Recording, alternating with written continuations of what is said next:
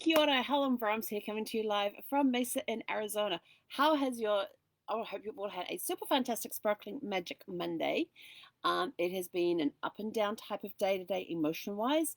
Um, but first, before we get to that, how was your Magic Monday? How did you go about with doing some of the things that we suggested today that you could do to start your week? Things like plan for fun later in the week. You know, the excitement of anticipation helps lift the spirit of a Monday.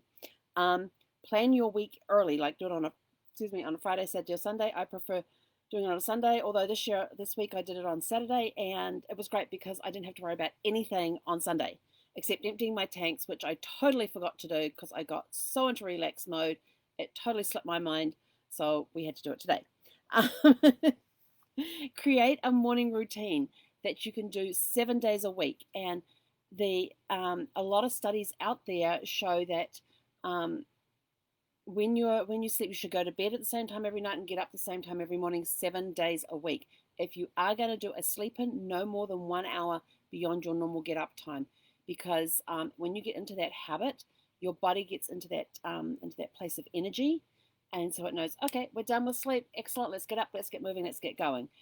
If you start having days where you stay up extra late, or you get up extra late as well, so you stay up late, you get up late, that can disrupt your sleep pattern, and you can actually end up feeling more tired than if you stuck to your routine. So they say, you know, if you go to bed at 9 o'clock at night and you want to stay up late, don't go beyond 10 o'clock.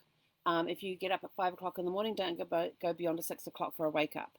I typically wake up anytime between 5 and 5:30 in the morning.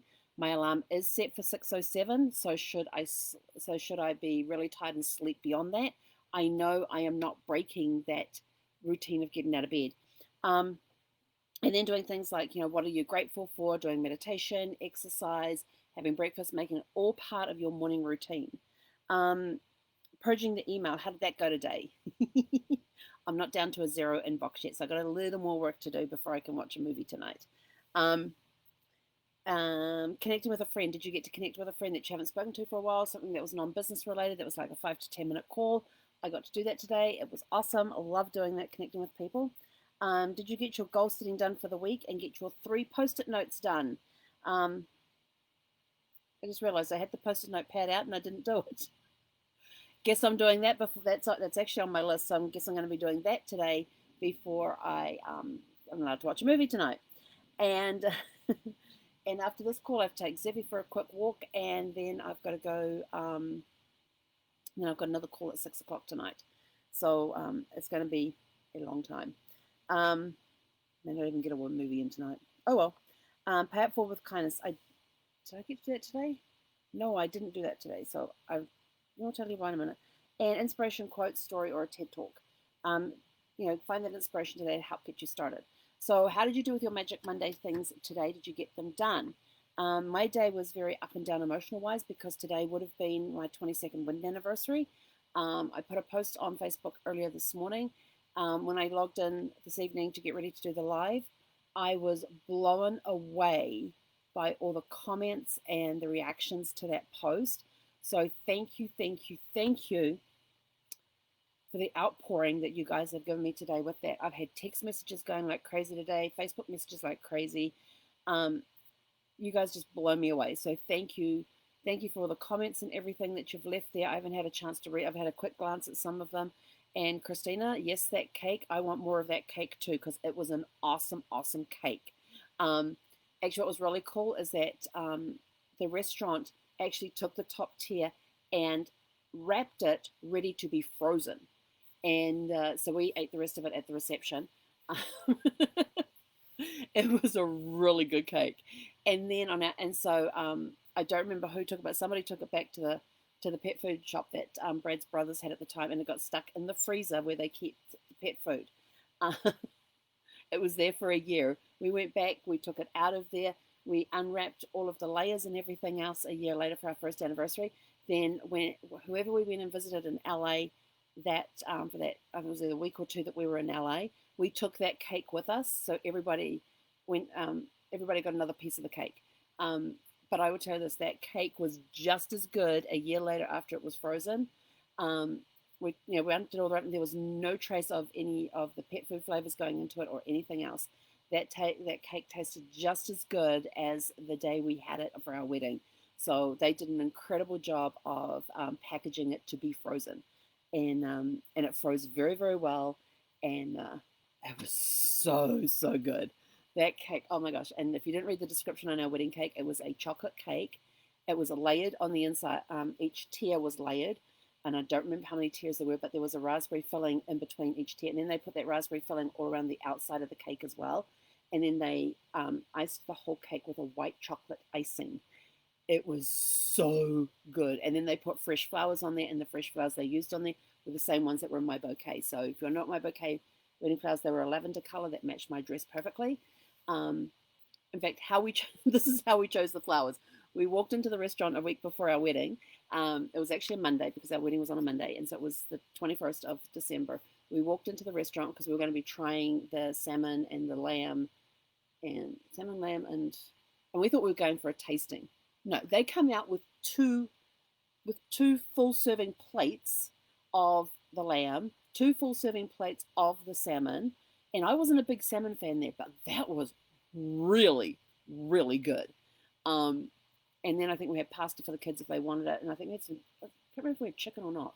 I know we had the lamb and we had the. We might have had chicken as well. But the food was amazing. And they said, "What do you want with flowers?" Now they had just had a wedding in there, and all the roses had started to dry. And I looked at them and I went, "Oh my gosh, they're the same color as my dress." I said, "Is there?" And I looked out into the courtyard area where we were going to get married, into the little cobblestone patio, and I said, "Are you able to leave those flowers there for the week?" And they went, "Absolutely." And I said, "And then the fresh flowers can be the same as those ones." And then they got, we put the link in there for the video clip from Legally Blonde, which shows you that whole courtyard area all from different angles. But you'll see those big candelabras that they had there with the three candles on it.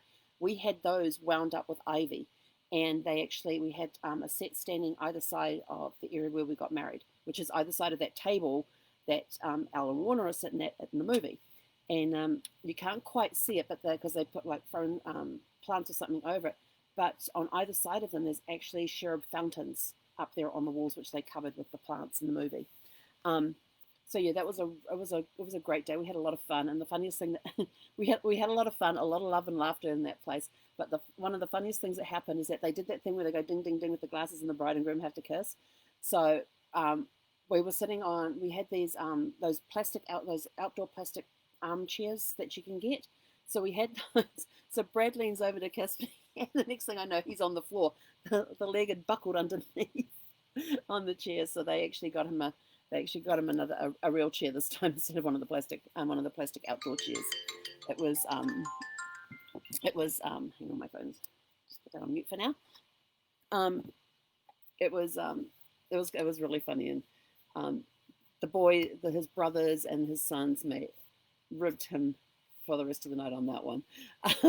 But we had some dancing as well. We had two musicians. One was we had a violinist and a guitarist, and they did some amazing music and all of that as well. And then we had a DVD, not a DVD, a CD with our song, and our wedding dance song was "Falling Into You" by Celine Dion. And Brad really liked that song, so we made it our song. I still can't listen to it today without a box of tissues close at hand. And this is 22 years later, and that song has as much meaning to me today as it did back then, and even more so now that Brad's gone. But thank you for the outpouring of calls, of text messages, of Facebook messages, and all the posts that have been put on the thing for the post we did for our wedding anniversary. It was a very special day, and I was very, very blessed to be married to such an incredible guy for as long as I was. So for as long as he was able to be here. And then otherwise, we have been busy all day. I've been working on one ongoing contract I have in a freelance job. I got another new freelance contract over the weekend, so I've been working on that as well as doing the genealogy for a client. So it's an amazing full week this week, which is awesome. Again, another short week. I still haven't figured out if I'm going to work on Friday yet or not. I'm going to see how the week goes. If there's enough work left over to get that I need to wrap, I'm going to try and get everything wrapped up by Thursday. This is my goal, wrap everything up by Thursday. If not, I do have Friday as a surplus day, And I totally forgot to call the campground today because I have to extend my stay, and I'm not sure if I'm supposed, if my day is up on Thursday. I have to move on Thursday. I have to move on Friday. But usually, if you extend your stay, they make you move your RV. So I have to allow in my schedule for that to happen if it happens to be Thursday, because if it is Thursday, we're trying to get propane delivered to the RV. We still have a quarter tank left, which is probably going to last me another week.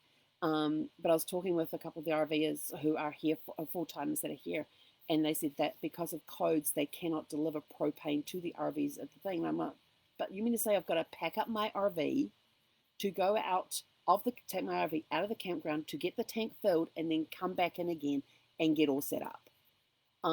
It's going to take me a little longer than normal to get this RV packed up. So I'm going to start, so based on what they tell me when I call tomorrow, and I now have it on my list to do for tomorrow, I'm going to have to start packing. I'm hoping, fingers crossed, everything out. I'm putting out there in the universe that I get to stay in the same spot. But still, at some point, I am going to have to pack up the RV to drive out of the park, the campground, to go get my propane tank filled, and then come back in again. So, yeah. So I'm sort of like, okay, well, if I have to move sites, that would be the time to do it. But if I don't have to move sites, I still have to figure out what day I'm going to be able to go and do that. To go out of the campground, get the tank filled up with the propane, and then come back into the campground again and repark. And so I will find out tomorrow if I have to move sites or if I get to stay at the same site. And then from there, we will work it out from there. And we will build it into my, and I'll get it on my calendar to go fill up with gas, with the propane, if either way, it's going to get put into my thing, because it's going to take a while to pack stuff, because we've been sitting here for 3 months. There's stuff all over the place. I've been busy sorting through the cabinets and the drawers and everything, working out what do I actually need, what can I put into, and I've got stuff that I've moved down into the lockers, because I had a big bin in there that was filled of non-perishables in one of the lockers, non-perishable foods and paper towels and tissues and toilet paper and that sort of stuff. And of course that's been used over time, because there was like canned food down there and all that sort of stuff, and bags of flour and all that. So as stuff's been used over time, I've been getting a little more space down in there. So we might be able to bring what little food stuff is left in there, bring that up, fill the containers up, and put them down in there for extra storage for the stuff we're keeping. The other stuff is we're getting rid of. The guy across the road does trips to Goodwill all the time, so when he next goes down to Goodwill, he'll probably get like a few bags of stuff to take with him. So it's it's going to be a very, very busy week this week, whether I have to move or not, because we are going to have to. What's the matter? Really? You have a lot to say? Do you want to come up here? Come on. You can come up. No? She had a good playtime this morning. And I guess she's just decided, oh, we can wake up now and come on, up you go. Good girl. You want to sit down? Sit down and get some cuddles? No? You want to come say hi to everybody? Here you go. You want to say hi? I can't get it turned around because of all the stuff that's on my desk. You have lots to say? Yeah? So it's going to be a very busy week one way or the other, because the RV is going to have to get packed up and is going to have to get moved, whether it's coming back to the same site or moving to another site. Either way, we've got to move the RV this week. So packing up to move. When you've been in the RV, when you've been in one place for a while, the packing up is kind of fun. It takes a little longer because you have so much stuff spread out, and you don't put stuff away like you normally do when you're moving every 2, 3, 4 days. When you're in place for a while, you tend to spread out everything and not be as conscious of, I use something and putting it away. Because most of the time there's stuff that you have to leave out because you're using it on a daily basis, and then some you're using on a weekly basis, but you still don't put it away. So anyway, productive day. It's going to be a very productive week, a very busy week. So I hope you all have a super fantastic, sparkling rest of your Magic Monday. I am off to take a dog for a quick WALK, because I have to be back in time to be on a call at 6 o'clock tonight. And she's going to want to go to the big park. We've got some big clouds coming in tonight. Got some major clouds coming in. We had a lot of wind come outside to pull the awning in today. And we've still got a lot of wind, and there's some major clouds coming from the west, where I understand in California there's been a little bit of rain lately in the last few hours. So hope you guys are all staying dry, and we will catch you guys later. Have a super fantastic sparkling evening, and we'll catch you tomorrow for Tune Up Tuesday. Hei konera.